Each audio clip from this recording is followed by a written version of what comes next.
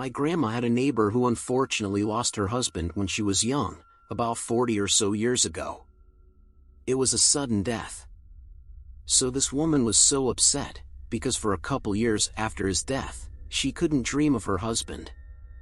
For some reason it really bothered her that she couldn't experience a dream with him in it. It's almost like she wanted it for the comfort. Anyway, some time passes, and this woman is preparing to sell her house and move closer to her kids. Suddenly, she gets her wish. She starts dreaming, and her husband is in them. She has multiple of these dreams, and in every one, her husband wakes her up, sits down on the bed, and starts speaking to her.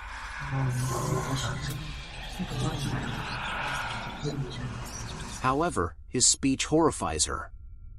It was described to me as backwards or garbled. She can't make a single word out. A few days before she's about to move out for good, she goes to bed and dreams of him again. The dream is the same except she understands one word he says. He grabs her in the dream and repeatedly says rafters, almost seeming panicked. She wakes up rattled, but returns to sleep. The next day, as she's finishing up packing in the basement, she looks up and sees the rafters. She remembers the dream, and is compelled to reach into them. She does, and pulls out thousands of dollars worth of World War II bonds her husband had purchased without her knowledge. She swears he never told her about them. So he appeared in her dream to tell her so she wouldn't leave all those bonds behind when she sold the house.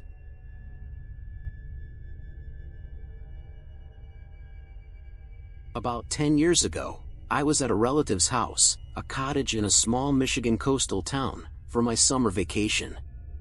She was almost completely deaf.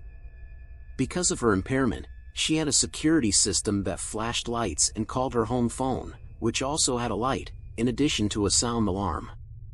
I had gone out to see the 4th of July carnival and arrived home at 11 o'clock. My relative went to sleep at 8 o'clock every night at the latest. When I came in, I turned off the alarm and turned it back on again, like I did every time I came home late. I poured myself a glass of water and walked upstairs. Now, upstairs there was a long hallway. At the end of it was the door to a patio overlooking the backyard. We never used it because it wasn't up to code. So there was a decorative antique chair that was propped against the door to the back patio. When I walked in that night, the chair was propped against my bedroom door instead, leaned underneath the doorknob as if to keep someone from exiting. I bolted for my relative's room to find her fast asleep. Her guard dog was also asleep. I woke my relative up and she put in her hearing aids. She called the alarm company and they had no record of anything besides her setting the alarm at 6:30 and my entrance at 11 o'clock. They called the police anyway. When the cops arrived, they moved the chair and attempted to open my bedroom door. It was locked. The doorknob was original to the house, and there was no key for it. So the cops and I walked out on the front balcony and used my key to open the sliding doors. Everything was as it should have been, and when we opened the door from the inside, it wasn't even locked. The cops searched the entire house and found nobody, and nothing was missing. I have no idea why there was a chair barricading my bedroom door, and why it appeared locked when the lock wasn't even turned. The police sent for a fingerprinting kit and they found no fingerprints on the chair, not even my relatives. Nobody knew why. I had trouble sleeping in that room after that.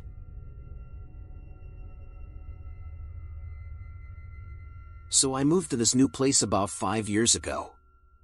While here, I began dating a colleague of mine. However, we were both living as paying guests in different houses at the time and were not allowed to visit each other according to house rules. So we pretty much spent all evening after work outside and only turned up to our rooms to sleep and wash. So the room I stayed at was located in this old apartment complex outside a local train station. The elevator opened onto the 6th and 9th floors only. All other floors were accessible only by stairs. My room was located on the 7th floor, so I had to take the elevator to the 6th floor and then climb up the stairwell. It was very late, around 2 a.m., and after our usual nightly walks, My boyfriend dropped me off close to the building and headed off to his room. As I began to walk towards the lift landing, I had this eerie feeling of being followed. So I picked up the pace and caught the elevator going up, and when I turned around just as the doors closed, I noticed there was no one there. When the doors opened onto the 6th floor, I was still very scared and anxious and could not shake off the eerie feeling. So I ran up the stairs and opened the door of the apartment. I was then renting the room from an old woman and her daughter who lived there. It was a 2-bedroom apartment, and the daughter liked to turn on the air conditioner quite high, so the old lady slept in the hall. So when I opened the door that night, I found the old woman asleep in the hall as usual. I quickly locked up and went to my room and thought nothing of it till the next morning. It was around 7 a.m. when I woke up to get some water. When returning to the room, I noticed a broom placed across the front door. Again, I thought nothing of it and went back to my room. When I finally got back out, the old lady was sitting on the couch, and she asked me what time I got in the previous night. I said it was late, around 2 a.m.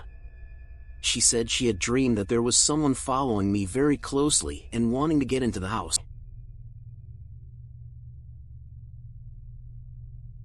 This happened to me last summer when I was back at my parents' house during the holidays. It was around 3 a.m. and I was in my room on my computer when I got a call from my sister. Now that was already a little bit weird, since my sister's room is just down the hallway from mine and she could have just come in my room. I went to pick up and the call ended as soon as I reached the phone. I figured that she wanted to speak with me, so I got up and went to her room. As soon as I reached her door, she started screaming that someone was in the room with her, so I busted in, and of course nobody was there. After she stopped crying, she told me that she woke up and saw a dark shadow just centimeters from her face, and that's when she screamed. So, I told her that she called me. She tells me that her phone is not in her room and that she was sleeping. Sure enough, her phone was downstairs in her purse. The weird part is that I have the log of her call on my phone, but she doesn't.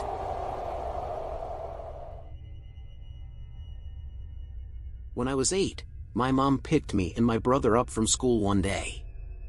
When we got home, my mom had forgotten her keys, so she knocked on the door for my grandma to let us in. Now, architecture is super important to the story. We lived in a very well-to-do apartment building, on the 8th floor, where each floor was a long rectangle, with a single apartment on each end, so 2 apartments per floor. In the middle of the rectangle of each floor, there was a single elevator. The building was essentially all glass. There were no external fire staircases or ladders, and the nearest structure was another building an entire block away. So we knock on the door.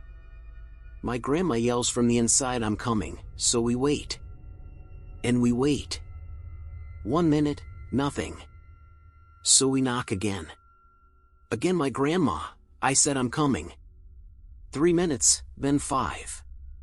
She still isn't opening the door, even though we can clearly hear her in the kitchen inside the house, so we're getting pissed. We knock and she just keeps on saying the same thing. I said, "I'm coming." 10 minutes later, the elevator opens behind us and out comes my grandma. The apartment had been empty the entire time.